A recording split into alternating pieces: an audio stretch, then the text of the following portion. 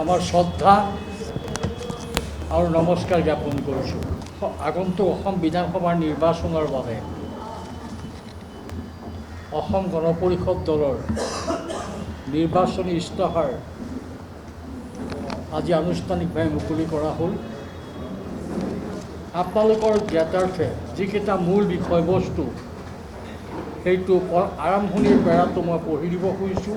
ইয়াৰ লগতে মেনিফেষ্টত থকা প্ৰধান বিষয়কেইটা মই আপোনালোকক পঢ়ি দিব বিচাৰিছোঁ। জয়তে নৱবহাগৰ পাকখনত সমূহ অসমবাসী ৰাইজলৈ নৱবৰ্ষ আৰু আগন্তুক ৰঙালী বিহুৰ শুভেচ্ছা আৰু ওলগ জনালোঁ। আপোনালোক সকলোৱে জানে যে এই নৱবৰ্ষৰ পাকখনতে তিনিটা পৰ্যায়ত পঞ্চমবাৰৰ বাবে অসম বিধানসভাৰ নিৰ্বাচন অনুষ্ঠিত হ'ব। অসমৰ পৰিৱৰ্তিত পৰিস্থিতি, সামাজিক, সাংস্কৃতিক, অৰ্থনৈতিক, ৰাজনৈতিক বাতাবৰণৰ পৰিপ্ৰেক্ষিতত অসম আৰু খিলঞ্জীয়াৰ স্বাৰ্থ সুৰক্ষিত কৰাৰ বাবে যিবোৰ যোৱা চতুৰ্থ বিধানসভাৰ নিৰ্বাচনত অসম গণ পৰিষদ দলে ভাৰতীয় জনতা পাৰ্টীৰ লগত মিত্ৰতা কৰি নৱৰ্তী ঠিক সেইদৰে আগন্তুক নিৰ্বাচনত পূৰ্ণ কৰাৰ সিদ্ধান্ত গ্ৰহণ কৰিছে। আপোনালোক সকলোৰে আশীৰ্বাদ লৈ যোৱাটো নিৰ্বাচনৰ পিছত মিত্ৰজোঁটৰ চৰকাৰখনে 5 বছৰীয়া কাৰ্যকাল সম্পূৰ্ণ কৰি পুনৰ ৰাইজৰ আশীৰ্বাদ বিচাৰিছোঁ আৰু আশা ৰাখিছোঁ আপোনালোকে পুনৰ আমাক আপোনালোকৰ সেৱা কৰাৰ সুবিধা প্ৰদান কৰিব। মই এতিয়া মূল বিষয়কেইটা কৈছোঁ। বিদেশী নাগৰিকৰ সমস্যাটো অসমৰ মূল সমস্যা যদিও ইয়াৰ লগতে আন বহুতো সমস্যাৰে আমি অসম ৰাজ্যখন আমাক জোৰোলা কৰি ৰাখিছে। সমস্যাবোৰৰ বাবে নিবনুৱা সমস্যা, বানপানী আৰু গৰাখহনীয়াৰ সমস্যা, কৃষি সমস্যা, জনজাতীয় অস্তিত্বৰ সংকট, মাতৃভাষাৰ সংকট, শিক্ষাৰ সমস্যা, স্বাস্থ্যৰ সমস্যা, পৰিৱেশ পৰিসৰ সমস্যা আদিয়ে প্ৰভাৱ। অসম চুক্তিৰ ৰূপায়ণ। বিদেশী নাগৰিকৰ সমস্যাটো হৈছে অসমৰ জ্বলন্ত সমস্যা। এই সমস্যাৰ সমাধানৰ বাবে অসম চুক্তি সম্পাদিত হৈছিল। অসম চুক্তিৰ সফল ৰূপায়ণৰ বাবে অসম গণ পৰিষদৰ জন্ম। গতিকে অসম চুক্তিৰ পূৰ্ণাংগ ৰূপায়ণ আৰু পূৰ্বায়নৰ আমাৰ দলৰ প্ৰথম আৰু প্ৰধান লক্ষ্য আৰু কৰ্তব্য। অসম চুক্তিৰ 6 নং দফাৰ অধীনত খিলঞ্জীয়া মানুহখিনিক ৰাজনৈতিক, অৰ্থনৈতিক, সামাজিক, সাংস্কৃতিক অধিকাৰসমূহ সুৰক্ষাৰ ব্যৱস্থা কৰাৰ বাবে আমাৰ দল দায়বদ্ধ। খিলঞ্জীয়া মানুহখিনিৰ ভূমি অধিকাৰ সুৰক্ষিতৰ বাবে পৰামৰ্শ দিবলৈ গঠন কৰি দিয়া সমিতিৰ পৰামৰ্শসমূহ কাৰ্যকৰী হোৱাটো আমি বিচাৰিম। অবৈধ অনুপ্ৰৱেশকাৰীৰ হাতৰ পৰা অসমৰ কৃষিভূমি মুক্ত হ'বই লাগিব আৰু ইয়াৰ বাবে কঠোৰ আইনী ব্যৱস্থা গ্ৰহণ কৰিব লাগিব। অসম চুক্তিৰ আধাৰত অবৈধ অনুপ্ৰৱেশ চিনাক্তকৰণ বহিষ্কাৰৰ বাবে কেন্দ্ৰীয় চৰকাৰৰ ওচৰত হেঁচা অব্যাহত থাকিব। অসম চুক্তিৰ আধাৰত অবৈধ বিদেশীমুক্ত নাগৰিকপঞ্জী উন্নতিকৰণ সম্পূৰ্ণৰূপে কৰিবলৈও হেঁচা দিয়া হ'ব। ইয়াৰ পিছত নিবনুৱা সমস্যা, অৰ্থনৈতিক উন্নয়ন, কৃষি উন্নয়ন, পথাৰো আমাৰ, বজাৰো আমাৰ, বান নিয়ন্ত্ৰণ, গৰাখহনীয়া, ভাষা আৰু সংস্কৃতিৰ উল্লেখ, শিক্ষা, স্বাস্থ্য,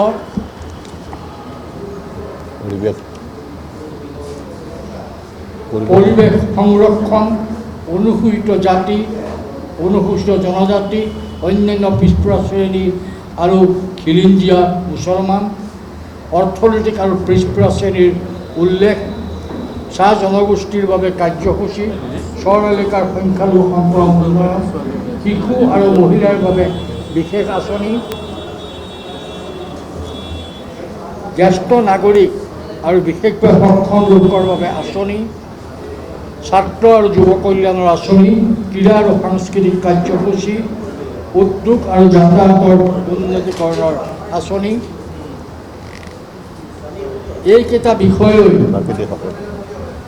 ইয়াৰ উপৰিও প্ৰাকৃতিক সম্পদৰ ওপৰত আমাৰ অধিকাৰ, আন্তঃৰাজ্যিক সীমা বিবাদ, পঞ্চায়তী ৰাজ আৰু ৰাজ্যক অধিক ক্ষমতা, দুৰ্নীতি নিবাৰণ আদিয়ে আমাৰ ইস্তাহাৰৰ মূল বিষয় হিচাপে আমি উল্লেখ কৰি ইস্তাহাৰখন ৰাইজৰ কাৰণে আমি আজি মুকলি কৰি দিছোঁ। বন্ধ হৈ আছে আৰু সুপ্ৰিম কোৰ্টত আমি নিজেও আমি আবেদন দিছোঁ। গতিকে এই সম্পৰ্কত নতুনকৈ আমি স্পষ্টীকৰণ দিব বিচৰা নাই বা আমি ইয়াত ইস্তাহাৰত উল্লেখ কৰা নাই। কিন্তু অসম চুক্তি সম্পৰ্কত, অসমৰ দীৰ্ঘদিনীয়া সমস্যা সম্পৰ্কত আমাৰ যি দায়বদ্ধতা, আমাৰ যি প্ৰতিশ্ৰুতি, সেই প্ৰতিশ্ৰুতি আমি সদায় ৰক্ষা কৰিম আৰু সেই কাৰণে অসম গণ পৰিষদ দলৰ জন্ম হৈছিল আৰু অসম গণ পৰিষদ দলে আজন্মভাৱে এই সমস্যা সমাধানৰ দাবীত নিজৰ দায়বদ্ধতা প্ৰকাশ কৰি যাব।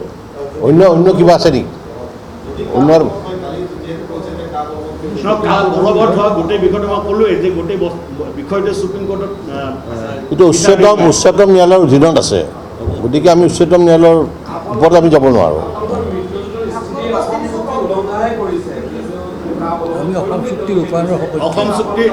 অসম চুক্তি সম্পৰ্কত অসম গণ পৰিষদ দলৰ বক্তব্য আমি ইস্তাহাৰত আমি দিছোঁ। তাৰ সম্পৰ্কত আমাৰ যিখিনি বক্তব্য সেই সম্পৰ্কে বহু সময়ত কৈছোঁ। যিহেতু বিষয়টো সুপ্ৰিম কোৰ্টৰ বিবেচনাধীন, গতিকে আজি ইয়াত আমি উল্লেখ কৰিব বিচৰা নাই। সুপ্ৰিম কোৰ্টৰ ৰায়ৰ পিছত আমি আমাৰ কথা সিদ্ধান্ত আমি ঘোষণা কৰিম। কিন্তু আপোনালোকে উল্লেখ কৰি থওক যে অসম গণ পৰিষদ দলে সুপ্ৰিম কোৰ্টত এই বাতিলৰ কাৰণে আবেদন কৰিছে।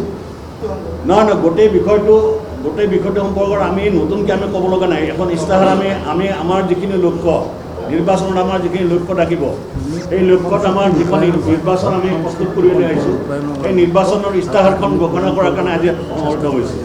আৰু আপোনালোকৰ এই সম্পৰ্কত যদি কিবা বক্তব্য ৰাখিব লগা আছে সেইটো আপোনালোকে ক'ব পাৰে।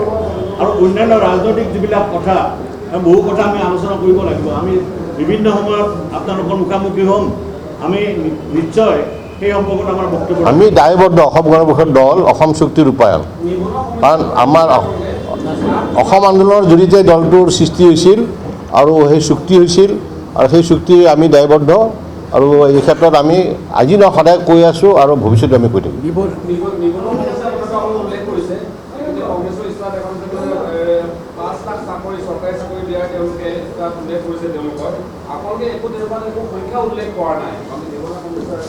নিবনুৱা সমস্যা সম্পৰ্কত আমি সংখ্যাৰ উল্লেখ কৰা নাই। নিবনুৱা সমস্যাটো সমাধান কৰিব বিচাৰিছোঁ। কংগ্ৰেছে তেখেতসকলে উল্লেখ কৰিছে, তাত ক'বলগীয়া একো নাই।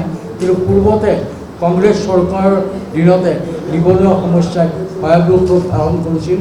কেন্দ্ৰত থকা কংগ্ৰেছ চৰকাৰে, ৰাজ্যত থকা ৰাজ্যিক চৰকাৰে নিবনুৱা সমস্যা সমাধানৰ কাৰণে যদি বাস্তৱ ব্যৱস্থা গ্ৰহণ কৰিলেহেঁতেন আজি এই জটিল ৰূপ নাপালেও বুলি আমাৰ ইলেকশ্যন মেনিফেষ্টত কেইটামান বিষয়ে উল্লেখ কৰিছোঁ। কৃষিভিত্তিৰ উদ্যোগ আৰু যাতায়াত ব্যৱস্থাৰ উন্নতি আদি কৰি অকল কেইটামান চৰকাৰী কাৰ্যালয়ত চাকৰিৰে আপোনালোকে নিবনুৱা সমস্যাৰ সমাধান কৰিব নোৱাৰে, সকলোৱে জানে। কৃষিভিত্তিৰ উদ্যোগ কৰি উদ্যোগী ৰাজ্যলৈ অসমক ৰূপান্তৰিত কৰি ব্যাপক উদ্যোগী সম্প্ৰসাৰণ কৰি যাতায়াত ব্যৱস্থাৰ উন্নতিকৰণ কৰি যাতায়াতৰ উন্নতিকৰণ পিছত ব্যাপক উদ্যোগীকৰণৰ ব্যৱস্থা কৰি অসমৰ যুৱকসকলক সংস্থাপন দিবৰ কাৰণে চৰকাৰে ব্যৱস্থা গ্ৰহণ কৰিবৰ কাৰণে অসম গণ পৰিষদ দলে হেঁচা প্ৰয়োগ কৰি যাব।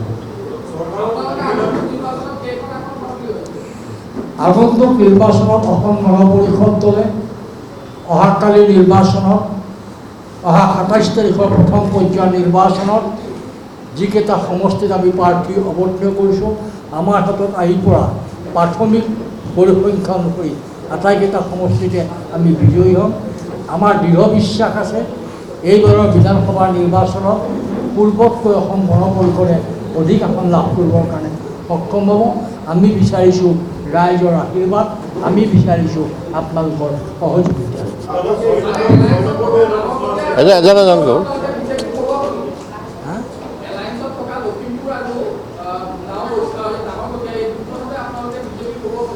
না অৱস্থাত আমাৰ স্থিতি অতি উজ্জ্বল আমি জিকিম বুলি আমাৰ বিশ্বাস আছে।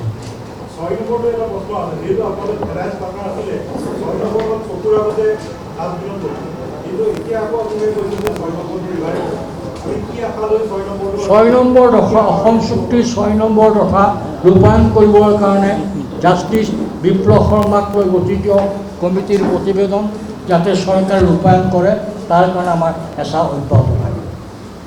হ'ব নহয় আমিতো এইটো প্ৰাপ্য আদায় কৰিবৰ কাৰণে চেষ্টা কৰি যাম। নেক্সট কোনটো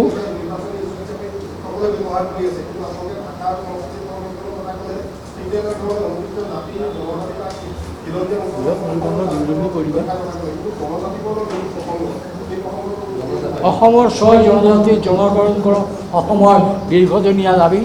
অসম গণ পৰিষদে দৃঢ়তাৰে অসমৰ 6 জনগোষ্ঠীৰ জনজাতীয়কৰণ হোৱাটো বিচাৰে। এই সম্পৰ্কত পূৰ্বতো আমাৰ স্থিতি শক্তিশালী আছিল আৰু ভৱিষ্যতেও আমি শক্তিশালী ৰূপে আমাৰ দাবী উত্থাপন কৰিম।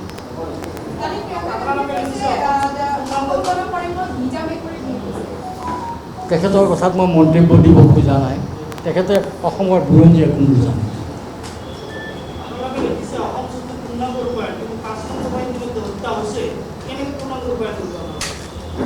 অসম চুক্তিৰ আমাৰ স্পষ্ট কথা। অসম চুক্তিৰ মূল বিষয়টো হ'ল 6 নম্বৰ দফা আৰু 6 নম্বৰ দফা কাৰ্যকৰী 6 নম্বৰ দফাটো কাৰ্যকৰী কৰিবৰ কাৰণে আমি প্ৰচেষ্টা চলাইছোঁ, প্ৰচেষ্টা চলাই যাম।